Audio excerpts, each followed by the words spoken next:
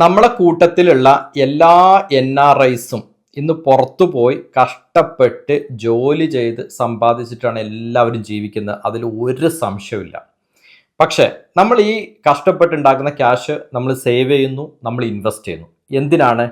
നമുക്ക് ഒരുപക്ഷെ നമ്മൾ കുറച്ച് കാലം കഴിഞ്ഞ് കേരളത്തിലേക്ക് തിരിച്ചു വരുമ്പോഴോ അല്ലെങ്കിൽ നമ്മുടെ മക്കളുടെ ഹയർ എഡ്യൂക്കേഷൻ, അവരുടെ മാരേജ്, ജീവിതത്തിലുണ്ടാകുന്ന ഫ്യൂച്ചർ ആവശ്യങ്ങൾ, റിട്ടയർമെൻറ്റ് നമുക്ക് ഒരിക്കലും മറക്കാൻ പറ്റാത്തൊരു സംഭവം. ഇതിനെല്ലാം നമുക്ക് അത്യാവശ്യം ക്യാഷ് വേണം. അതിന് വേണ്ടിയിട്ടാണ് കഷ്ടപ്പെട്ട് പുറം രാജ്യങ്ങളിൽ പോയിട്ട് ഇവർ സമ്പാദിച്ചിട്ട് തിരിച്ചിങ്ങോട്ട് വരുന്നത്. പക്ഷേ ഇന്ത്യൻ നിയമം അനുശാസിക്കുന്ന രീതിയിൽ ആയിരിക്കണം നമ്മൾ ചെയ്യുന്ന ഓരോ ഇൻവെസ്റ്റ്മെൻറ്റും അല്ലെങ്കിൽ നമ്മൾ ചെയ്യുന്ന ഓരോ പണ ഇടപാടുകളും. അപ്പോൾ ഇത് ഇന്ത്യൻ നിയമപ്രകാരം അല്ലാതെ നമ്മൾ ചെയ്തു കഴിഞ്ഞാൽ നമുക്ക് ഭീമമായ ഫൈൻ ലഭിക്കും.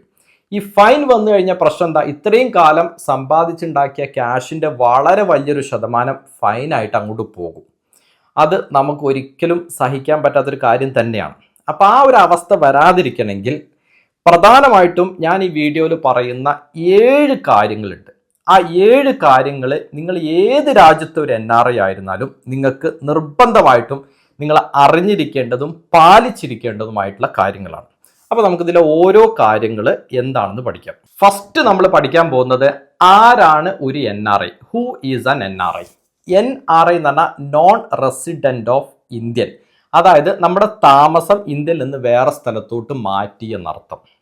നമുക്കറിയാം ഇന്ത്യയിലെ ഫിനാൻഷ്യൽ ഇയർ ആരംഭിക്കുന്നത് ഏപ്രിൽ 1 തൊട്ട് അതിൻ്റെ അടുത്ത വർഷം മാർച്ച് 31 വരെ. അപ്പോൾ ഒരു ഫിനാൻഷ്യൽ ഇയർ കാലഘട്ടത്ത് നിങ്ങൾ 182 ദിവസത്തിൽ കൂടുതൽ നിങ്ങൾ വേറെ ഇന്ത്യ വിട്ട് വേറൊരു രാജ്യത്ത് താമസിച്ചിട്ടുണ്ടെങ്കിൽ നിങ്ങൾ NRI ആണ്.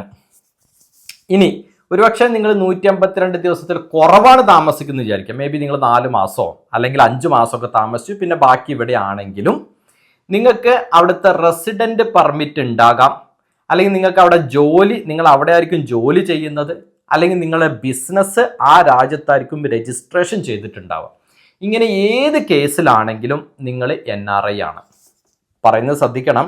ഒന്നെങ്കിൽ നിങ്ങൾ 182 ദിവസത്തിൽ കൂടുതൽ വേറെ രാജ്യത്ത് നിന്നിരിക്കണം, അല്ല എന്നുണ്ടെങ്കിൽ നിങ്ങൾ അവിടെ ജോലി ചെയ്യുന്നവരായിരിക്കണം, അതുമല്ല എന്നുണ്ടെങ്കിൽ നിങ്ങൾക്ക് അവിടെ ബിസിനസ് ഉണ്ടായിരിക്കണം. നിങ്ങൾക്ക് ജോലിയില്ല, ബിസിനസ്സും ഇല്ല, പക്ഷെ നിങ്ങൾ വേറെ ആരെങ്കിലും സപ്പോർട്ട് ചെയ്യാൻ വേണ്ടിയിട്ട് ആ രാജ്യത്ത് നിങ്ങൾ പോയതാണ്. ഒരു പക്ഷേ ഇപ്പൊ പ്രായമായവരാണ്, അവരുടെ മക്കളൊക്കെ അവിടെ ആണെങ്കിൽ നമ്മൾ അവിടെ പോയിട്ട് കുറച്ചു കാലം താമസിക്കും. അങ്ങനെയാണെങ്കിൽ നിങ്ങൾ 182 ദിവസത്തിൽ കൂടുതൽ അവിടെ നിന്നാൽ നിങ്ങൾ NRI ആണ് എന്ന് ചുരുക്കം.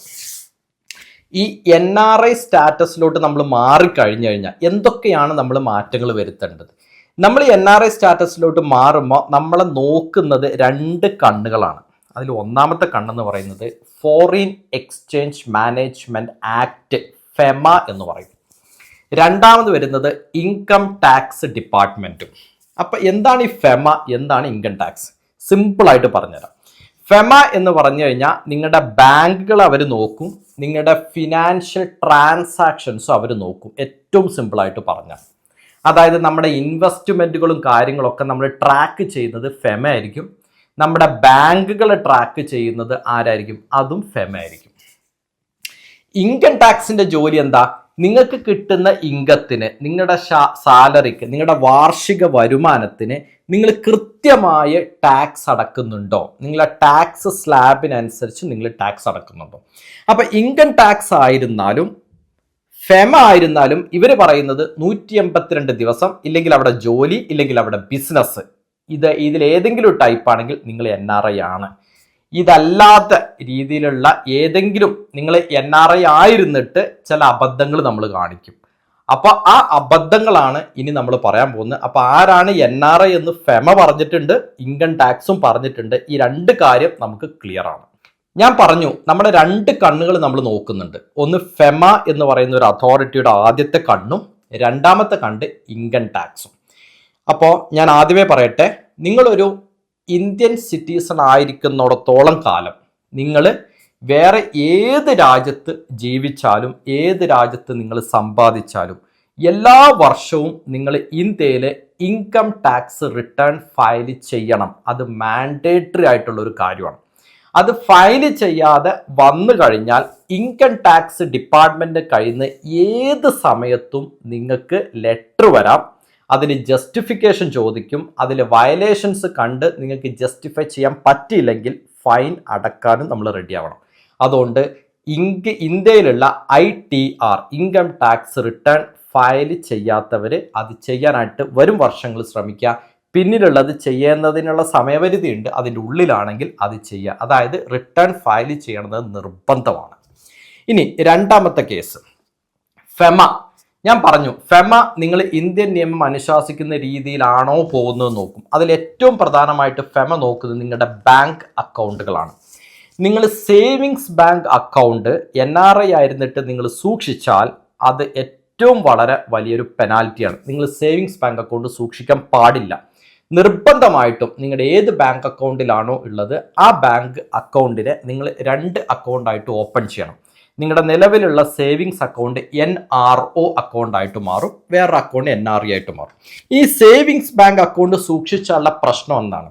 3 പ്രശ്നങ്ങളാണ്. ഒന്നാമത്തെ പ്രശ്നം, നിങ്ങൾക്ക് പെനാൽറ്റി, നിങ്ങൾ എത്രയാണോ നിങ്ങളുടെ ബാങ്കിൽ കിടക്കുന്ന ബാലൻസ് എമൗണ്ട് ഉള്ളത്, മോണിറ്ററി പെനാൽറ്റി എന്ന് അതിന് പറയും. ഇവിടെ ഞാൻ സ്ക്രീനിൽ കാണിക്കുന്ന പോലെ തന്നെ മോണിറ്ററി പെനാൽറ്റി. എത്രയാണോ നിങ്ങളുടെ ബാലൻസ് ഉള്ളത് അതിൻ്റെ 3 ഇരട്ടി തുക നിങ്ങൾ പെനാൽറ്റി ആയിട്ട് അടക്കണമെന്നർത്ഥം. രണ്ടാമത്തത് ഡെയിലി പെനാൽറ്റി. അത് കൂടാതെ എന്ത് സംഭവിക്കും? നിങ്ങൾ എന്നാണോ നിങ്ങളെ വയലേഷൻ കണ്ടുപിടിക്കപ്പെട്ടത്, അതായത് നിങ്ങൾ എന്നാണോ NRI ആയത് അന്ന് തൊട്ട് ഇന്ന് വരെയുള്ള ഓരോ ദിവസത്തിനും, ശ്രദ്ധിക്കണം, ഓരോ ദിവസത്തിനും 5000, ഒരു മാസം 1,50,000 രൂപ ഫൈൻ വരും. അപ്പൊ എത്ര കാലാണോ നിങ്ങൾ നിന്നത് അത്രയും കാലത്തിന് ഫൈൻ അടക്കേണ്ടി വരും. ഇനി ഫിക്സഡ് ഫൈൻ ആയിട്ട് 2 ലക്ഷം രൂപ ചുമത്തും. ആ എമൗണ്ട് ക്വാണ്ടിഫയബിൾ അല്ലെങ്കിൽ എന്ന് പറഞ്ഞു കഴിഞ്ഞാൽ ആ എമൗണ്ട് നിശ്ചയിക്കപ്പെടാത്തൊരു എമൗണ്ട് ആണ്, അവർക്ക് നിശ്ചയിക്കപ്പെടാൻ പറ്റിയില്ല എങ്കിൽ അവർ 2 ലക്ഷം രൂപ വരെ ഫൈൻ അടക്കും. അപ്പൊ ഇതിന്റെ ഫൈൻ തുക എന്ന് പറയുന്നത് ചെറിയ ഒരു എമൗണ്ട് അല്ല. നമ്മുടെ സമ്പാദ്യത്തിന്റെ വളരെ വലിയൊരു ശതമാനം ഇത് കൊണ്ടുപോകും. അതുകൊണ്ട് സേവിങ്സ് ബാങ്ക് അക്കൗണ്ട് കീപ്പ് ചെയ്യാൻ പാടില്ല എന്നാണ്. സേവിങ്സ് ബാങ്ക് അക്കൗണ്ട് കീപ്പ് ചെയ്തില്ലെങ്കിൽ നമുക്ക് 2 അക്കൗണ്ട് ഓപ്പൺ ചെയ്യാലോ. നമ്മുടെ സേവിങ്, നമ്മൾ ഇപ്പോൾ നാട്ടിൽ നിൽക്കുന്നു, NRI കഴിഞ്ഞാൽ ബാങ്കിൽ വിളിച്ച് നമ്മൾ പറയണം ഞാൻ NRI ആയിട്ടുണ്ടെന്ന് പറയണം. അവർ നമ്മൾ ആവശ്യമായ പ്രൂഫ് എല്ലാം ചോദിക്കും. അത് കൊടുത്തു കഴിയുമ്പോൾ നമ്മുടെ സേവിങ്സ് ബാങ്ക് അക്കൗണ്ട് ഓട്ടോമാറ്റിക്കലി എന്തായിട്ട് മാറും? NRO അക്കൗണ്ടായിട്ട് മാറും. പാരലായിട്ട് നമുക്കൊരു ബാങ്ക് അക്കൗണ്ട് ഓപ്പൺ ആവും. അതിനാണ് NRE അക്കൗണ്ട് എന്ന് പറയുന്നത്. അതിൻ്റെ കൂടെ ഒരു അക്കൗണ്ട് കൂടി ഓപ്പൺ ആവും. ഇത് തമ്മിലുള്ള വ്യത്യാസങ്ങൾ നമ്മൾ കൃത്യമായിട്ടൊന്ന് മനസ്സിലാക്കണം, ശ്രദ്ധിച്ചിരിക്കുക. നമുക്ക് ഈ ടേബിളിൽ ഓരോ കാര്യം വെച്ചിട്ട് നമുക്ക് പഠിക്കാം. അതിൽ ഒന്നാമത്തെ കാര്യം NRE അക്കൗണ്ട്. ശ്രദ്ധിക്കണം, NRE അക്കൗണ്ട് എന്ന് പറഞ്ഞാൽ ഫസ്റ്റ് പോയിന്റ്, ഇതിന്റെ പർപ്പസ് നമ്മൾ പറയുന്നു. അതായത് നമ്മുടെ ഫോറിൻ ഇൻകം, അതായത് നമ്മൾ ഗൾഫിലാണ് നിൽക്കുന്നത്, ഗൾഫിലെ പൈസ ഇന്ത്യയിലോട്ട് അയക്കുന്നത് NRE അക്കൗണ്ടിലോട്ടായിരിക്കും. എന്നാൽ അത് NRE അക്കൗണ്ടിലോട്ടാണെന്ന് ഒരു നിർബന്ധമില്ല. നിങ്ങൾക്ക് NRO അക്കൗണ്ടിലോട്ട് വേണമെങ്കിലും അയക്കാം. പക്ഷേ ഇന്ത്യയിൽ നിന്ന് നിങ്ങൾക്ക് എന്തെങ്കിലും വരുമാനം ഉണ്ടെങ്കിൽ, ഇപ്പോൾ ഒരു ബിൽഡിംഗ് ഉണ്ട്, റെന്റ് ഉണ്ട്, വീടുണ്ട്, അതിൻ്റെയൊക്കെ റെന്റ് വരുന്നെങ്കിൽ അത് NROയിലോട്ട് മാത്രമേ വരാൻ പറ്റുള്ളൂ. അപ്പോൾ പുറത്തുനിന്ന് 2 അക്കൗണ്ടൊക്കെ അയക്കാം. NROയിലോട്ട് വേണമെങ്കിൽ അയക്കാം, NREയിലോട്ടും വേണമെങ്കിൽ അയക്കാം. പക്ഷെ ഇന്ത്യയിൽ നിന്നൊരു വരുമാനം ഉണ്ടെങ്കിൽ അത് NROയിലോട്ട് മാത്രമേ പറ്റുള്ളൂ. കാരണം നമ്മുടെ NRO അക്കൗണ്ടാണ് സേവിങ്സ് അക്കൗണ്ടായിട്ട് മാറുന്നത്, അല്ലെങ്കിൽ സേവിങ്സ് അക്കൗണ്ടാണ് NRO അക്കൗണ്ടായിട്ട് മാറുന്നത്. ഇനി സോഴ്സ് ഓഫ് ഫണ്ട്, NREയിലോട്ട് ഫോറിനിൽ നിന്നുള്ള പൈസ മാത്രമേ വരാൻ പാടുള്ളൂ. പക്ഷേ NRO അക്കൗണ്ട് ആണെങ്കിൽ ഇന്ത്യയിൽ നിന്നുള്ള പൈസയും ഫോറിനിൽ നിന്നുള്ള പൈസയും രണ്ടും ഇതിലേക്ക് വരാൻ പറ്റും അർത്ഥം. ഇനി ഇതിലെ കറൻസി രണ്ടുക്കും വരുന്നത് നമ്മുടെ ഇന്ത്യൻ റുപ്പിയാണ്. അതാണ് 3ാമത്തെ പോയിന്റ്. 4ാമത്തെ പോയിന്റ് ഫുള്ളി റീപാട്രിയബിൾ ആണ്. എന്ന് പറഞ്ഞാൽ നിങ്ങൾ NREയിലോട്ട് ഇവിടുന്ന് ഒരു പൈസ അങ്ങോട്ട് അയച്ചു, ഇന്ത്യയിലോട്ട് അയച്ചു, ആ പൈസ നിങ്ങൾക്ക് നാളെ തിരിച്ച് അതേ രാജ്യത്തിലോട്ട് ഇങ്ങോട്ട് മാറ്റിയെടുക്കാനായിട്ട് പറ്റും. എന്നാൽ നിങ്ങൾ NROയിലോട്ടാണ് അയച്ചിട്ടുള്ളതെങ്കിൽ ഒരു ചാർട്ടേഡ് അക്കൗണ്ടന്റ് അതിൻ്റെ സോഴ്സ് ഒക്കെ സർട്ടിഫൈ ചെയ്ത് കുറച്ച് പേപ്പർ വർക്ക് ഉണ്ട്. അത് കഴിഞ്ഞിട്ട് ആ NROയിലുള്ള പൈസ തിരിച്ച് നിങ്ങൾ ഗൾഫിലാണെങ്കിൽ നിങ്ങൾക്ക് ഗൾഫിലോട്ട് എടുക്കാൻ പറ്റുള്ളൂ. പക്ഷേ NREയിലാണെങ്കിൽ നിങ്ങൾ ആരോടും ചോദിക്കേണ്ട, നിങ്ങൾ സാധാരണ ഏത് ആപ്പ് വഴിയാണോ ട്രാൻസ്ഫർ ചെയ്യുന്നത് അതുവഴി തിരിച്ചിങ്ങോട്ട് എടുക്കാനായിട്ട് പറ്റും. അതാണ് റീപാട്രിയേഷൻ്റെ എക്സാമ്പിൾ. ഇനി ഈ റീപാട്രിയേഷൻ കഴിഞ്ഞു, അത് പിന്നെ ഇൻട്രസ്റ്റിനെ കുറിച്ചാണ് സംസാരിക്കുന്നത്. അടുത്തത് ഇൻട്രസ്റ്റ് ടാക്സ് ഫ്രീ ആണ്. അതായത് NRE അക്കൗണ്ടിൽ നിങ്ങൾ വെക്കുന്ന ക്യാഷിന് എന്തെങ്കിലും ഇൻട്രസ്റ്റ് വന്നു കഴിഞ്ഞാൽ അതിന് ടാക്സ് ഇല്ല എന്നർത്ഥം. എന്നാൽ NRO അക്കൗണ്ടിൽ വെക്കുന്ന ഫിക്സഡ് ഡെപ്പോസിറ്റ് ആണെങ്കിലും റെക്കറിംഗ് ഡെപ്പോസിറ്റ് ആണെങ്കിലും അത് സേവിങ്സിൽ കിട്ടുന്ന ഇൻട്രസ്റ്റ് ആണെങ്കിലും അതിന് 30% മുകളിൽ, എൻ്റെ ഓർമ്മ ശരിയാണെങ്കിൽ 31.3 ആണെന്ന് തോന്നുന്നു, അത്രയും ടാക്സ് അതിന് കൊടുക്കേണ്ടി വരും. എക്സ്ചേഞ്ച് റേറ്റ് റിസ്ക് ഉണ്ട്. ഓഫ് കോഴ്സ് നമ്മൾ ഇപ്പോൾ ദിർഹത്തിൽ നിന്ന് INR ആക്കുന്നോ യൂറോന്നോ US ഡോളർന്നൊക്കെ INR ആക്കുമ്പോൾ അങ്ങോട്ടും ഇങ്ങോട്ടും എക്സ്ചേഞ്ചിൻ്റെ ഒരു ചെറിയ റിസ്ക് ഉണ്ട് എന്നർത്ഥം. ഇനി ജോയിന്റ് ഹോൾഡിങ്, ഇപ്പം നിങ്ങൾ ഹസ്ബൻഡും വൈഫും NRE ആണെങ്കിൽ അല്ലെങ്കിൽ NRE സ്റ്റാറ്റസിലാണെങ്കിൽ നിങ്ങൾക്ക് 2 പേർക്കും കൂടി ഒരൊറ്റ NRE അക്കൗണ്ടായിട്ട് ജോയിന്റ് അക്കൗണ്ടായിട്ട് ഓപ്പൺ ചെയ്യാനായിട്ട് പറ്റും. പക്ഷെ 2 ആളും NRI സ്റ്റാറ്റസിലായിരിക്കണം. അപ്പം അത് 2ലും പറ്റും, NROയിലും NREയിലും പറ്റും എന്നർത്ഥം. ഇനി ഇതിൻ്റെ ഈ NREന്റെ ബെനിഫിറ്റ് എന്ന് വെച്ച് കഴിഞ്ഞാൽ പുറത്തുനിന്നുള്ള ക്യാഷ് നേരെ ഇങ്ങോട്ട് നമുക്ക് ഇടാൻ പറ്റും. ഇവിടെ കിട്ടുന്ന ഇൻട്രസ്റ്റിന് നമുക്ക് ടാക്സ് വരുന്നില്ല എന്നുള്ളത് മാത്രമേ ഉള്ളൂ NREയുടെ ഒരു ബെനിഫിറ്റ്. മറ്റേനകത്താവുന്ന സമയത്ത് നമുക്ക് ടാക്സ് വരും. എന്നാൽ 2ലും ഈ പറഞ്ഞ പോലെ നമുക്ക് FDയും റിക്കറിംഗ് ഡെപ്പോസിറ്റും സേവിങ്സ് ബാങ്കും കറണ്ട് അക്കൗണ്ടും എന്തൊക്കെ നമ്മൾ നോർമൽ അക്കൗണ്ടിൽ ചെയ്യുന്നോ ആ എല്ലാ കാര്യങ്ങളും നമുക്ക് NROയിലും NREയിലും ചെയ്യാൻ പറ്റും. അപ്പം ഞാൻ ഈ പറഞ്ഞ ഡിഫറൻസുകൾ എന്താണ് 2ൻ്റെ ഉദ്ദേശം എന്നുള്ളത് നിങ്ങൾക്ക് ക്ലിയർ ആയി തോന്നുന്നു. എന്തെങ്കിലും സംശയങ്ങളുണ്ടെങ്കിൽ വീഡിയോയുടെ താഴെ കമൻറ്റിൽ ചോദിച്ചു കഴിഞ്ഞാൽ ഡെഫിനറ്റ് ആയിട്ടും ഞാൻ അതിന് ആൻസർ ചെയ്യും. ഇനി നമ്മൾ 3ാമത്തെ പോയിന്റിലോട്ട് കടക്കുകയാണ്. നമ്മൾ NRI ആയിരിക്കുന്ന സമയത്ത് ഡെഫിനറ്റ് ആയിട്ടും നമ്മൾ അവിടുത്തെ ജോലിയിലും കാര്യങ്ങളിലൊക്കെ തിരക്കിലായിരിക്കും.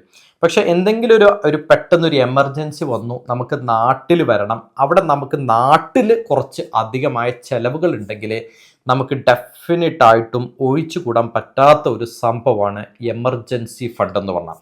നമ്മുടെ എത്രയാണോ നമുക്ക് ചെലവ് വരുന്നത്, ഏകദേശം നമുക്ക് നാട്ടിൽ നിൽക്കുന്ന സമയത്ത് എത്രയാണോ ചെലവ് വരുന്നത് അതിൻ്റെ 6 മടങ്ങ് ക്യാഷ് ഇന്ത്യയിൽ ഒരു NRE അക്കൗണ്ടിൽ ഇട്ട് വെക്കുക. കാരണം NRO അക്കൗണ്ടിലാണെങ്കിൽ അത് നിങ്ങൾക്ക് ടാക്സേഷൻ, ഞാൻ നേരത്തെ പറഞ്ഞ പോലെ tax deductible at the source അവിടെ വരും. NREയിലാണെങ്കിൽ ആ ഒരു ടാക്സേഷൻ അവിടെ വരില്ല. അപ്പോൾ ഏറ്റവും സേഫായിട്ട് NRE അക്കൗണ്ടിൽ ഇട്ട് വെക്കുക. എന്തെങ്കിലുമൊക്കെ ഒരു എമർജൻസി വന്നു കഴിഞ്ഞാൽ എടുത്ത് ഉപയോഗിക്കാൻ അത് നിങ്ങൾക്ക് ഹെൽപ്പ് ആവും. നിങ്ങൾ ഫോറിനിൽ അവിടെ നിങ്ങൾക്കൊരു എമർജൻസി ഫണ്ട് നിർബന്ധമായിട്ടും വേണം. അതേപോലെയാണ് ഇന്ത്യയിൽ വരുമ്പോഴും ഇവിടുത്തെ ആവശ്യങ്ങൾ നിറവേറ്റാൻ വേണ്ടി ഇവിടെയും ഒരു എമർജൻസി ഫണ്ട് സൂക്ഷിച്ചു വെക്കുക എന്നുള്ളത്. ഈ എമർജൻസി ഫണ്ട് സൂക്ഷിച്ചു വെക്കാൻ 3 മെത്തേഡ്സുകളുണ്ട്. ഒന്നെങ്കിൽ NRE അക്കൗണ്ടുകൾ ഉപയോഗിക്കാം, ഞാൻ നേരത്തെ പറഞ്ഞ പോലെ. അല്ലെങ്കിൽ നമുക്ക് മ്യൂച്വൽ ഫണ്ടിൽ ആർബിട്രാജ് ഫണ്ട് ഉണ്ട്, കുറച്ചുകൂടി അധികം റിട്ടേൺ കിട്ടും. അതും അല്ലെങ്കിൽ 3ാമത്തെ ഒരു ഓപ്ഷനാണ് ലിക്വിഡ് ഫണ്ട്. ഈ 3 മെത്തേഡിൽ ഏത് മെത്തേഡിൽ വേണമെങ്കിലും നിങ്ങൾക്ക് നിങ്ങളുടെ എമർജൻസി ഫണ്ട് സൂക്ഷിക്കാം. ഇനി ഞാൻ 4ാമത്തെ പോയിന്റിലോട്ട് കടക്കുകയാണ്. അതിന് മുന്നായിട്ട് ഒരു കാര്യം പറയാം. സാധാരണഗതിയിൽ ഒരു NRI നാട്ടിൽ ലീവിന് വന്നു കഴിഞ്ഞാൽ നമ്മുടെ ബാങ്കിൽ പോയി കഴിഞ്ഞാൽ അവിടെ ഇരുത്തി നമ്മളെ കൊണ്ട് എന്തെങ്കിലുമൊക്കെ ഒരു പ്ലാനിൽ ചേർപ്പിക്കും, കുറേ പേപ്പറിൽ നമ്മളെ കൊണ്ട് ഒപ്പിടിപ്പിക്കും. പിന്നെ കുറേ കഴിയുമ്പോൾ നമുക്ക് മനസ്സിലാവും ഇതിലൊന്നും ചേരേണ്ടില്ലായിരുന്നു, ഒരുപാട് ഓരോ കൊല്ലം അല്ലെങ്കിൽ ഓരോ മാസവും ഇതിനു വേണ്ടി കുറേ പൈസ അടക്കണം. അപ്പം ഞാൻ പേഴ്സണലായിട്ട് എനിക്ക് ഈ ബാങ്ക് മാനേജേഴ്സിനെ അറിയാവുന്നതുകൊണ്ട് ഞാൻ ഇവരെടുത്ത് ഈ ഒരു കാര്യം ചോദിച്ച സമയത്ത് എന്തുകൊണ്ടാണ് ഈ NRIസിന് ഇങ്ങനെ പുഷ് ചെയ്യണമെന്ന് ചോദിച്ചപ്പോൾ അവർ പറഞ്ഞൊരു കാര്യം, അവർക്ക് സാധാരണ ഒരു റെസിഡൻറ്റ് ഓഫ് ഇന്ത്യൻ അവിടെ വന്നിട്ട് ഒരു പോളിസി അല്ലെങ്കിൽ ഏതെങ്കിലും രീതിയിലുള്ള ഒരു ലൈഫ് ഇൻഷുറൻസ് പോലത്തെ പ്രൊഡക്റ്റുകൾ അല്ലെങ്കിൽ ഗ്യാരണ്ടീഡ് പ്ലാൻസുകൾ പോലത്തെ പ്രൊഡക്റ്റുകൾ ചേരുന്നതിനേക്കാളും കൂടുതൽ കമ്മീഷന് അവർക്കൊരു NRIസിന് ചേർത്ത് കഴിഞ്ഞാൽ കിട്ടും. അപ്പോൾ നമുക്ക് ആവശ്യമുണ്ടെങ്കിലും ആവശ്യമില്ലെങ്കിലും നമ്മൾ അവിടെ പോകുമ്പോൾ നമ്മൾ എന്തൊക്കെ ഉണ്ടെങ്കിലൊക്കെ ചേർപ്പിക്കും. പക്ഷെ നമ്മൾ ശ്രദ്ധിക്കുക, എപ്പോഴും ഇൻവെസ്റ്റ്മെൻറ്റും നമ്മുടെ സേഫ്റ്റി കണക്കാക്കുന്ന 2 കാര്യങ്ങളാണ് ടേം ഇൻഷുറൻസും ഒന്ന് ഹെൽത്ത് ഇൻഷുറൻസ്. ഇത് നമ്മൾ എപ്പോഴും സെപ്പറേറ്റ് ചെയ്യുക. അപ്പോൾ 4ാമത്തെ പോയിന്റ് എന്ന് പറയുന്നത് ടേം ഇൻഷുറൻസ് ആണ്. ഡെഫിനറ്റ് ആയിട്ടും നിങ്ങൾ മാത്രമാണ് നിങ്ങളുടെ ജോലി ചെയ്യുന്നു, നിങ്ങളുടെ ജോലിയുടെ വരുമാനം കൊണ്ട് ശമ്പളം കൊണ്ടാണ് നിങ്ങളുടെ ഫാമിലി കഴിഞ്ഞു പോകുന്നതെങ്കിൽ നിങ്ങൾ ടേം ഇൻഷുറൻസ് എടുക്കുക. കാരണം നാളെ നിങ്ങൾക്ക് എന്തെങ്കിലും ഒരു അവസ്ഥ വന്നു കഴിഞ്ഞാൽ നിങ്ങളുടെ ആബ്സെൻസിൽ നിങ്ങളുടെ കുടുംബം ഒരു ഫിനാൻഷ്യൽ ക്രൈസിസിലോട്ട് പോകാതിരിക്കണമെങ്കിൽ ഏറ്റവും ഇമ്പോർട്ടൻ്റ് ആണ് ഒരു ടേം ഇൻഷുറൻസ് എടുത്ത് വെക്കുക എന്നുള്ളത്. നിങ്ങൾ ജോലി ചെയ്യുന്ന അത്രയും കാലഘട്ടം എടുത്ത് വെക്കുക. MWPA married woman protection act ഈ റൂള് പ്രകാരം ഫോളോ ചെയ്യുന്ന ടേം ഇൻഷുറൻസുകൾ എടുക്കാനായിട്ട് പ്രത്യേകം ശ്രദ്ധ കൊടുക്കുക. ഇനി ഞാൻ 5ാമത്തെ പോയിന്റിലോട്ട് കടക്കുന്നു, ഹെൽത്ത് ഇൻഷുറൻസ്. എല്ലാ പ്രവാസികളും ഇന്ന് 99% പ്രവാസികളും എനിക്കറിയാവുന്നവരെ എല്ലാവരും പുറത്ത് രാഷ്ട്രങ്ങളിലൊക്കെ ജീവിക്കുന്നവർ, ഏത് കൺട്രിയിൽ ജീവിച്ചാലും നമ്മുടെ കേരളത്തിലെ അല്ലെങ്കിൽ നമ്മുടെ ഇന്ത്യയിലെ മെഡിക്കൽ സിസ്റ്റം എന്ന് പറയുന്നത് അത്രയും അഡ്വാൻസ്ഡ് തന്നെയാണ്. നമുക്കൊരു ട്രീറ്റ്മെൻറ്റ് വേണ്ടി വന്നു കഴിഞ്ഞാൽ, ഈവൻ എനിക്ക് വരെ അറിയാം പേഴ്സണലായിട്ട്, എൻ്റെ ഫ്രണ്ട് സർക്കിളിലൊക്കെ തന്നെ ഒരു ഡെൻ്റൽ ട്രീറ്റ്മെൻറ്റ് വന്നു കഴിഞ്ഞാൽ ഒരുപാട് പേര് ഫ്ലൈറ്റ് പിടിച്ചിട്ട് നാട്ടിൽ പോയിട്ടാണ് ആ ചികിത്സ ചെയ്തിട്ട് വരുന്നത്. കാരണം പുറത്ത് ഡെൻ്റൽ ട്രീറ്റ്മെൻറ്റ് എക്സ്ട്രീംലി കോസ്റ്റ്ലിയാണ്. അപ്പോൾ അങ്ങനെ വരുന്ന സമയത്ത് നാട്ടിൽ വരുന്നു, അതിൽ ഏതൊരു എമർജൻസി സിറ്റുവേഷൻസ് വന്നാലും നമ്മുടെ നാട്ടിൽ വരുന്നു, ട്രീറ്റ്മെൻറ്റ് ചെയ്യുന്നു. നമുക്ക് ഒരുപാട് കോസ്റ്റ് അവിടെ വരുന്നുണ്ട്. അപ്പോൾ നല്ലൊരു ഹെൽത്ത് ഇൻഷുറൻസ് ഉണ്ടായിരിക്കുക. ഇന്ന് മിക്ക NRIസിനും ഒരു ഹെൽത്ത് ഇൻഷുറൻസ് എടുത്താൽ നാട്ടിൽ കൊടുക്കുന്നതിനേക്കാളും 40% ഡിസ്കൗണ്ടിൽ നമുക്ക് ഹെൽത്ത് ഇൻഷുറൻസ് എടുക്കാനായിട്ട് പറ്റും. അപ്പോൾ നല്ലൊരു പോളിസി ഹെൽത്ത് ഇൻഷുറൻസ് ഉണ്ടാക്കിയിരിക്കുക. നാട്ടിൽ വരുന്ന സമയത്തോ നമ്മളിപ്പോൾ ചിലപ്പോൾ ആരോഗ്യമാരായിരിക്കും, അല്ലെങ്കിൽ നമ്മൾ പറയും എനിക്കിവിടെ കമ്പനി ഇൻഷുറൻസ് ഉണ്ടല്ലോ, അതിൻ്റെ ആവശ്യമില്ല. പക്ഷേ ആ കമ്പനി ഇൻഷുറൻസ് ഒക്കെ ഉണ്ട്, കറക്റ്റാണ്. നമ്മളെ ജോലി പോയി കഴിഞ്ഞാൽ എന്ത് ചെയ്യും? ആരും നമുക്ക് ഇൻഷുറൻസ് തരും? ആരും നമ്മളെ സഹായിക്കില്ല. അപ്പോൾ നമുക്ക് ഒരു ബാക്കപ്പ് ഉണ്ടായിരിക്കണം. അതാണ് ഹെൽത്ത് ഇൻഷുറൻസ് എന്ന് പറഞ്ഞു കഴിഞ്ഞാൽ. ഹെൽത്ത് ഇൻഷുറൻസിനെ കുറിച്ച് ഞാൻ കൂടുതൽ ഡീറ്റെയിൽ ആയിട്ട് കയറുന്നില്ല. കാരണം നമ്മുടെ ചാനലിൽ ഞാൻ 2025 ഈ വർഷത്തിൻ്റെ തുടക്കം 2026 അതിൻ്റെ അപ്ഡേറ്റ് ചെയ്തിട്ടും ഞാൻ 2 വീഡിയോസ് പോസ്റ്റ് ചെയ്തിരുന്നു. അത് ഒരിക്കലും ഒരു നഷ്ടമായിട്ട് കാണണ്ട. കാരണം നമുക്കൊക്കെ ആരോഗ്യം ഉണ്ടാകുമ്പോൾ ഇതിൻ്റെ വില അറിയില്ല. ഒരു ആരോഗ്യം ഇല്ലാത്തൊരവസ്ഥ വരുമ്പോഴാണ് ഇതിൻ്റെ ഇമ്പോർട്ടൻസ് നമുക്ക് മനസ്സിലാവുക. അതുകൊണ്ട് അത് സ്പെൻഡ് ചെയ്തിട്ട് നല്ലൊരു കവറേജ് ഉള്ള, അത്യാവശ്യം നല്ല ഫീച്ചേഴ്സ് ഉള്ള ഒരു ഹെൽത്ത് ഇൻഷുറൻസ് എടുത്ത് വെക്കാനെന്ന് ഈ ഡിസ്കൗണ്ട് കൂടി കിട്ടുന്നു, GST ഇല്ല, അങ്ങനെയൊക്കെ വരുമ്പോൾ ഒരിക്കലും പുറത്ത് വരുന്ന ഹെൽത്ത് ഇൻഷുറൻസ്, ഇത് പുറം രാഷ്ട്രങ്ങൾ നമ്മളൊരു ഹെൽത്ത് ഇൻഷുറൻസ് എടുത്താൽ നിങ്ങൾക്ക് അറിയാം അവിടെ എത്രയാണ് നിങ്ങളെ ശമ്പളത്തിനൊക്കെ പിടിക്കുന്ന കോൺട്രിബ്യൂഷൻ എന്നുള്ളത്. അതിനപേക്ഷിച്ച് ഇത് വളരെ വളരെ ചീപ്പാണ് ഇന്ത്യയിലെ ഹെൽത്ത് ഇൻഷുറൻസ്. അതുകൊണ്ട് അത്യാവശ്യം നല്ല സ്റ്റാൻഡേർഡ് കമ്പനി നോക്കി എടുത്തു കഴിഞ്ഞാൽ ഒരു പ്രോബ്ലം ഇല്ല. ഇനി ഞാൻ 6ാമത്തെ കേസിലോട്ട് പോകുന്നു. അതായത് നമുക്ക് എല്ലാവർക്കും ഇൻവെസ്റ്റ്മെന്റ് ഉണ്ടായിരിക്കും. അപ്പോൾ നമ്മുടെ ഇൻവെസ്റ്റ്മെന്റുകൾ, മ്യൂച്വൽ ഫണ്ടുകൾ ഇൻവെസ്റ്റ്മെന്റ്, സ്റ്റോക്സുകളിൽ ഇൻവെസ്റ്റ്മെന്റുകളൊക്കെ ജനറലായിട്ട് നമ്മൾ തുടങ്ങാത്ത ഒരാളാണ്, പുതുതായിട്ട് തുടങ്ങുന്ന ഒരാളാണെങ്കിൽ ആൾക്ക് 2 ടൈപ്പ് ഓഫ് അക്കൗണ്ട്, ഡിമാറ്റ് അക്കൗണ്ടുകൾ ഓപ്പൺ ചെയ്യാൻ പറ്റും. ഒന്ന് PIS അക്കൗണ്ട് എന്ന് പറയും, പോർട്ട്ഫോളിയോ ഇൻവെസ്റ്റ്മെന്റ് സ്കീം എന്നാണ് അതിൻ്റെ അബ്രിവേഷൻ. വേറൊന്ന് വരുന്നത് നോൺ PIS അക്കൗണ്ട്. അപ്പോൾ ഞാൻ ഇതിൻ്റെ ഡെപ്തിലോട്ട് പോകുന്നില്ല, വളരെ സിമ്പിളായിട്ട് പറയാം. PIS എന്ന് പറഞ്ഞാൽ ഒരുപാട് പേപ്പർ വർക്കുകൾ ആവശ്യമുണ്ട്, കുറച്ച് ലിമിറ്റേഷൻസ് ഉണ്ട്. ഒരു എക്സാമ്പിൾ പറഞ്ഞാൽ നമുക്ക് ഇനീഷ്യൽ പബ്ലിക് ഓഫേഴ്സ്, IPO എല്ലാവർക്കും അറിയാം. ഈ IPOയിലൊന്നും അപ്ലൈ ചെയ്യാൻ വേണ്ടിയിട്ട് PIS അക്കൗണ്ട് ഉപയോഗിച്ചിട്ട് പറ്റാറില്ല. എന്നാൽ അത് നോൺ PIS അക്കൗണ്ട് ആണെങ്കിൽ പറ്റും. അപ്പോൾ NRO, NRE ബാങ്ക് അക്കൗണ്ട് ഉപയോഗിച്ചിട്ട് നമുക്ക് ഇൻവെസ്റ്റ്മെൻറ്റ് ചെയ്യാം. NRE ബാങ്ക് അക്കൗണ്ട് ഉപയോഗിച്ചിട്ട് ഇൻവെസ്റ്റ്മെൻറ്റ് ചെയ്യുകയാണെങ്കിൽ ആ കിട്ടുന്ന ക്യാഷ് തിരിച്ച് അതേ രാജ്യത്തിലോട്ട് വേണമെങ്കിൽ തിരിച്ചെടുക്കാം.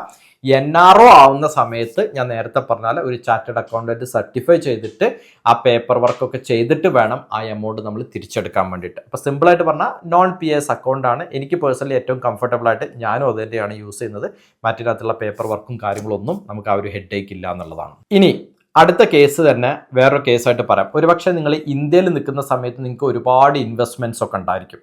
ഇന്നിപ്പോൾ എനിക്ക് തോന്നുന്നു ഗ്രോ ആപ്പ് അതേപോലെ അപ്സ്റ്റോക്ക് ഒന്നും ഇന്ന് NRI സപ്പോർട്ട് കൊടുക്കുന്നില്ല എന്നാണ് എൻ്റെ അറിവ്. അപ്പം അങ്ങനെയാണെങ്കിൽ നമ്മളിപ്പോൾ അവിടെയൊക്കെ കുറേ ഇൻവെസ്റ്റ്മെൻ്റ് ഒക്കെ ചെയ്തിട്ടുണ്ടാകും. പക്ഷെ നമ്മൾ പെട്ടെന്ന് NRI ആയി മാറി. ആ സമയത്ത് നമുക്ക് എന്ത് ചെയ്യണം? നമുക്ക് ആ ബ്രോക്കർ അവിടെ ക്ലോസ് ചെയ്യേണ്ട ഒരു അവസ്ഥ വരും. പക്ഷെ അങ്ങനെ ക്ലോസ് ചെയ്യാതെ നമുക്ക് വളരെ എഫക്റ്റീവായിട്ട് ചെയ്യാനുള്ള പല മെത്തേഡ്സും ഉണ്ട്. അതായത് ഞാൻ 2 ഓപ്ഷൻ പറയാം. നിങ്ങൾ ഇന്ത്യയിൽ നിൽക്കുന്നു, നിങ്ങളൊരു ബ്രോക്കർ അക്കൗണ്ട് ഓപ്പൺ ചെയ്യുന്നു. സേ ഫോർ എക്സാമ്പിൾ നിങ്ങൾ ഗ്രോയിൽ ഒരു ഡിമാറ്റ് അക്കൗണ്ട് ഓപ്പൺ ചെയ്തിട്ടുണ്ടെന്ന് വിചാരിക്കുക. എക്സാമ്പിളിന് വേണ്ടി പറയുന്നതാണ്, അല്ലാതെ ഇത് ഗ്രോൻ്റെ പ്രൊമോഷൻ അല്ല. അപ്പോൾ അവിടെ അക്കൗണ്ട് ഓപ്പൺ ചെയ്തു, നിങ്ങളവിടെ ഇൻവെസ്റ്റ്മെൻ്റ് എല്ലാം ചെയ്തു. നിങ്ങൾ NRI കഴിഞ്ഞാൽ ഒരിക്കലും നിങ്ങൾക്ക് അവിടെ NRI സപ്പോർട്ട് ഇല്ല എന്നാണ് എൻ്റെ അറിവ്. ഇല്ലെങ്കിൽ നിങ്ങൾക്ക് അത് ഉപയോഗിക്കാൻ പറ്റില്ല. ആ സമയത്ത് നിങ്ങൾ എന്ത് ചെയ്യണം? നിങ്ങൾ വേറൊരു അക്കൗണ്ട് ഓപ്പൺ ചെയ്യണം, ഡിമാറ്റ് അക്കൗണ്ട് ഓപ്പൺ ചെയ്യണം. അത് non PIS demat account open ചെയ്യാം.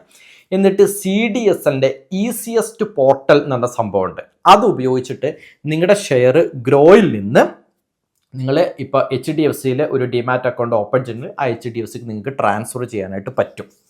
ഇനി 2ാമത്തെ കേസ്, ചില ആളുകൾ ഇന്ത്യയിലായിരിക്കുന്ന സമയത്ത് ഇൻവെസ്റ്റ്മെൻറ്റ് അവിടെ തുടങ്ങിയിട്ടുണ്ടാകും. പക്ഷേ NRI എന്ന സമയത്ത് ബ്രോക്കറേജ് കൂടുതലായിരിക്കും. അപ്പോൾ നമ്മൾ ബ്രോക്കറേജ് കുറഞ്ഞ ഒരു ആപ്പോ ഏതെങ്കിലും ഒരു ബ്രോക്കറേജ് യൂസ് ചെയ്ത് കഴിഞ്ഞാൽ ഒരു ബ്രോക്കറിൽ നിന്ന് വേറൊരു ബ്രോക്കറിലോട്ട്, അത് നിങ്ങൾ ഇന്ത്യ ആയിരിക്കുന്ന സമയത്ത് നിങ്ങളിപ്പോൾ ഇങ്ങോട്ട് മാറുമ്പോൾ വേറൊരു ബ്രോക്കറിലോട്ട് നിങ്ങളുടെ മുഴുവൻ ഷെയർസും, നമ്മൾ ബാങ്കിൽ നിന്ന് എങ്ങനെയാണോ പൈസ അയക്കുന്നത്, ഇൻ്റർനെറ്റ് ബാങ്കിങ് വഴി ഒരു ബാങ്കിൽ നിന്ന് വേറെ അക്കൗണ്ടിലോട്ട് ബാങ്കിലോട്ട് പൈസ അയക്കുന്നത്, അതേപോലെ നിങ്ങളുടെ ഷെയർസ് എല്ലാം തന്നെ ഒരു സ്ഥലത്ത് നിന്ന്, ഷെയർസ് ഞാൻ പറയുമ്പോൾ സ്റ്റോക്ക് വരാം, ETF വരാം, മ്യൂച്വൽ ഫണ്ട് വരാം. നിങ്ങളുടെ എല്ലാ ഇൻവെസ്റ്റ്മെൻറ്റും നമുക്ക് ഒരു സ്ഥലത്ത് നിന്ന് വേറൊരു സ്ഥലത്തോട്ട് അയക്കാൻ പറ്റും.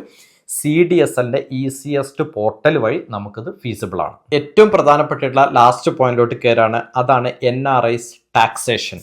സിമ്പിളായിട്ട് പറഞ്ഞാൽ നമ്മൾ മ്യൂച്വൽ ഫണ്ടുകളിലും നമ്മൾ സ്റ്റോക്കുകളിലും ETF-ലൊക്കെ ഇൻവെസ്റ്റ് ചെയ്യുന്ന സമയത്ത് NRIസിന് വരുന്ന ഒരേ ഒരു കേസാണ് TDS, tax deductible at source. സിമ്പിളായിട്ട് പറയാം, നിങ്ങൾ ഒരു ഇന്ത്യൻ റെസിഡൻ്റ് ആണെങ്കിൽ നിങ്ങളിപ്പോൾ ഒരു മ്യൂച്വൽ ഫണ്ടോ സ്റ്റോക്കോ ഒക്കെ ലാഭത്തിൽ വിറ്റ് കഴിഞ്ഞാൽ ആ കിട്ടുന്ന പ്രോഫിറ്റ് നിങ്ങൾ ഇൻകം ടാക്സ് റിട്ടേൺ ഫയൽ ചെയ്യുന്ന സമയത്ത് നിങ്ങൾ കൃത്യമായിട്ട് അവിടെ പറയണം, എനിക്ക് ഇത്രയും പ്രോഫിറ്റ് ഉണ്ടായിരുന്നു എന്നവിടെ പറയണം. അതിന് ആനുപാതികമായിട്ട് ഷോർട്ട് ടേം ക്യാപിറ്റൽ ഗെയിനോ അല്ലെങ്കിൽ ലോങ് ടേം ക്യാപിറ്റൽ ഗെയിൻ ടാക്സോ നമ്മൾ അടക്കേണ്ടി വരും. നമ്മളായിട്ട് അവിടെ പറയുന്നതാണ്. എന്നാൽ നിങ്ങൾ NRI ആണെങ്കിൽ നിങ്ങളായിട്ട് അവിടെ പറയേണ്ട ആവശ്യമില്ല. അല്ലാതെ തന്നെ നിങ്ങളുടെ ആ ലാഭത്തിൽ നിന്ന് TDS, tax deductible at the source, automatic ആയിട്ട് ആ ബ്രോക്കർ തന്നെ അത് പിടിച്ചിട്ട് ബാക്കി എമൗണ്ട് ആയിരിക്കും നിങ്ങൾക്ക് തരുന്നത്. അതല്ലാതെ വേറെ ഒരു കേസസിലും വ്യത്യാസമില്ല. ലോങ് ടേം ക്യാപിറ്റൽ ഗെയിൻ ടാക്സും ഷോർട്ട് ടേം ക്യാപിറ്റൽ ഗെയിൻ ടാക്സും NRIസിനും റെസിഡൻസിനും ഒരേ സ്ലാബാണ്, ഒരു വ്യത്യാസം വരുന്നില്ല. പക്ഷെ NRIസിൻ്റെ കേസിൽ നിങ്ങളെ വിൽക്കുന്ന സമയത്ത് ആദ്യമേ അത് പിടിച്ചിട്ട് ബാക്കിയേ നിങ്ങൾക്ക് തരുള്ളൂ. പക്ഷേ ഇന്ത്യൻസിൻ്റെ കേസിൽ അതെന്തായിരിക്കും, ആദ്യം ഫുള്ള് നിങ്ങൾക്ക് തരും, എന്നിട്ട് നിങ്ങൾ അത് കൃത്യമായിട്ട് ഡിക്ലെയർ ചെയ്തിട്ട് അടക്കണം. ഇനി വേറൊരു കാര്യം കൂടി പറയാം, NRIസിന് എക്സ്ട്രാ TDS പിടിക്കുന്നു എന്ന് ആലോചിക്കേണ്ട കാര്യമില്ല. ഈ പിടിച്ച TDS എല്ലാം അവിടെ ഉണ്ടാകും. നമ്മുടെ വാർഷിക വരുമാനം, ഇന്ത്യയിൽ ഉണ്ടാകുന്ന വാർഷിക വരുമാനം 12 ലക്ഷത്തിലധികം താഴെയാണെങ്കിൽ നമുക്ക് ഈ പിടിച്ചിട്ടുള്ള TDS എല്ലാം തന്നെ നമുക്ക് റിട്ടേൺ ഫയൽ ചെയ്യുമ്പോൾ നമുക്ക് തിരിച്ചെടുക്കാനായിട്ട് പറ്റും. അതുകൊണ്ടാണ് ഞാൻ ആദ്യം പറഞ്ഞ പോലെ റിട്ടേൺ ഫയൽ ചെയ്യൽ ഇമ്പോർട്ടൻ്റ് ആണ് ഇൻകം ടാക്സ് ഡിപ്പാർട്ട്മെൻറ്റിൽ. ഒരു ബോണസ് ടിപ്പും കൂടി പറയാം. അതാണ് NRIസിനുള്ള ചില റെസ്ട്രിക്ഷൻസ്. അതിൽ ഒന്നാമതായിട്ട് വരുന്നത് US, കാനഡയിൽ ജീവിക്കുന്ന ആളുകൾക്ക്, അവിടെയുള്ള NRIസിന് മ്യൂച്വൽ ഫണ്ടിൽ ഇൻവെസ്റ്റ് ചെയ്യാൻ വേണ്ടി ചില റെസ്ട്രിക്ഷൻസ് ഉണ്ട്. ചില mutual fund house investment support ചെയ്യുന്നില്ല, ശ്രദ്ധിക്കാം. ഇനി ചില ഗവൺമെൻറ് സ്കീമുകളുണ്ട്, ഇപ്പോൾ PPF ഒക്കെ പോലെ. ഓൾറെഡി നിങ്ങൾക്ക് ഇന്ത്യയിൽ PPF ഉണ്ടെങ്കിൽ നിങ്ങൾ ഇങ്ങോട്ട് വന്നാൽ നിങ്ങൾക്കത് കണ്ടിന്യൂ ചെയ്യാം. അതല്ലാതെ ഒരു NRI ആയിരിക്കുന്ന ഒരാൾക്ക് പുതിയൊരു PPF അക്കൗണ്ട് ഓപ്പൺ ചെയ്യാൻ സാധിക്കില്ല. ഇനി മൂന്നാമതായിട്ട് വരുന്നത് ഇൻട്രാഡേ ട്രേഡിംഗ് പോലത്തെ ആക്ടിവിറ്റീസ് NRIസിന് ചെയ്യാൻ പറ്റില്ല. നാലാമതായിട്ട് വരുന്നത് കൊമോഡിറ്റി ട്രേഡിങ്ങും ചെയ്യാനായിട്ട് പറ്റില്ല. സോ ഇതൊക്കെയാണ് മേജറായിട്ട് വരുന്ന NRIസിന് വരുന്ന റെസ്ട്രിക്ഷൻസ്. അതേപോലെ F&O സെഗ്മെന്റിൽ വരുന്ന പ്ലെഡ്ജിങ് പോലത്തെ ആക്ടിവിറ്റീസുകളും ജനറലായിട്ട് ചെയ്യാൻ സാധ്യമല്ല. നമ്മുടെ പേഴ്സണൽ ഫിനാൻസ് ജേർണിയിൽ നമ്മൾ കൃത്യമായി അച്ചടക്കത്തോടു കൂടി എല്ലാ റൂൾസ് ആൻഡ് റെഗുലേഷൻസും ഫോളോ ചെയ്തിട്ട് നമ്മൾ നല്ലൊരു പോർട്ട്ഫോളിയോ സെറ്റ് ചെയ്ത് ഇൻവെസ്റ്റ് ചെയ്ത് കഴിഞ്ഞാൽ കൃത്യമായിട്ടും നമുക്ക് നമ്മുടെ ലോങ് ടേം ഗോൾ അച്ചീവ് ചെയ്യാൻ പറ്റും. പക്ഷെ അതിന് മുന്നേ ഈ 3 പില്ലേഴ്സ് ഞാൻ നേരത്തെ പറഞ്ഞ പോലെ ഏറ്റവും ഇമ്പോർട്ടൻ്റ് ആണ്. ഒന്നാമതായിട്ട് എമർജൻസി ഫണ്ട്, രണ്ടാമതായിട്ട് ടേം ഇൻഷുറൻസ്, മൂന്നാമതായിട്ട് ഹെൽത്ത് ഇൻഷുറൻസ്. ഈ 3 പില്ലറുകൾ ഉറപ്പിച്ചതിന് ശേഷമായിരിക്കണം നമ്മുടെ ഇൻവെസ്റ്റ്മെൻറ്റ് നമ്മൾ തുടങ്ങേണ്ടത്. അത് ഏതെങ്കിലുമൊക്കെ ആപ്പിൽ കണ്ട് എന്തെങ്കിലുമൊക്കെ ചെയ്യുന്നതിനേക്കാൾ ഉപരി കൃത്യമായ അസറ്റ് അലോക്കേഷൻ ചെയ്തിട്ട് ഇൻവെസ്റ്റ് ചെയ്ത് കഴിഞ്ഞാൽ നമുക്ക് നല്ലൊരു പോർട്ട്ഫോളിയോ വഴി നല്ല വെൽത്ത് ക്രിയേറ്റ് ചെയ്യാനായിട്ട് പറ്റും. അല്ലാതെ എന്തെങ്കിലുമൊക്കെ നമ്മൾ ചില വാട്സപ്പിലോ ടെലിഗ്രാമിലോ ഒക്കെ കണ്ടിട്ട് അങ്ങനെ ചെയ്യുന്നതിനേക്കാൾ ഉപരി കൃത്യമായി പഠിച്ച് മനസ്സിലാക്കി ചെയ്യുക. നിങ്ങൾക്ക് അറിയില്ലെങ്കിൽ അറിവുള്ളവരുടെ അടുത്ത് ചോദിക്കുക. നല്ല കമ്മ്യൂണിറ്റികളിൽ നിങ്ങൾക്ക് ജോയിൻ ചെയ്യാനായിട്ട് പറ്റും. ഇപ്പോൾ ഞാൻ പേഴ്സണലായിട്ട് നമ്മുടെ യൂട്യൂബ് മെമ്പർ കമ്മ്യൂണിറ്റിയിൽ ഞാൻ സ്റ്റോക്സ്, ETF, മ്യൂച്വൽ ഫണ്ട് പോലത്തെ അസറ്റുകളെ കുറിച്ച് ഡിസ്കസ് ചെയ്യാറുണ്ട്. നിങ്ങൾക്ക് താല്പര്യം ഉണ്ടെങ്കിൽ ജോയിൻ ചെയ്ത് നോക്കാം. നിങ്ങൾക്ക് ഇതിൽ ജോയിൻ ചെയ്തിട്ട് നിങ്ങളുടെ പേഴ്സണൽ ഫിനാൻസ്, നിങ്ങളുടെ ഇൻവെസ്റ്റ്മെൻറ്റിൽ ഇത് ഹെൽപ്പ് ചെയ്യുന്നു എന്ന് തോന്നിയാൽ നിങ്ങൾക്ക് കണ്ടിന്യൂ ചെയ്യാം. ഇല്ല എന്ന് തോന്നിക്കഴിഞ്ഞാൽ നിങ്ങൾക്ക് ഏത് സമയത്തും ഇതിന് ഡിസ്കണ്ടിന്യൂ ചെയ്യാം. എൻ്റെ പോർട്ട്ഫോളിയോയിലൊക്കെ വരുത്തുന്ന പ്രധാനപ്പെട്ടുള്ള മാറ്റങ്ങളും എഡ്യൂക്കേഷണൽ കണ്ടൻസുകളാണ് അതിനകത്ത് മെയിനായിട്ട് ഡിസ്കസ് ചെയ്യുന്നത്. ജസ്റ്റ് ഒരു 2 to 3 months ഒന്ന് ട്രൈ ചെയ്ത് നോക്കൂ. നിങ്ങൾക്ക് വർത്താണെന്ന് തോന്നിയാൽ യു ക്യാൻ കണ്ടിന്യൂ.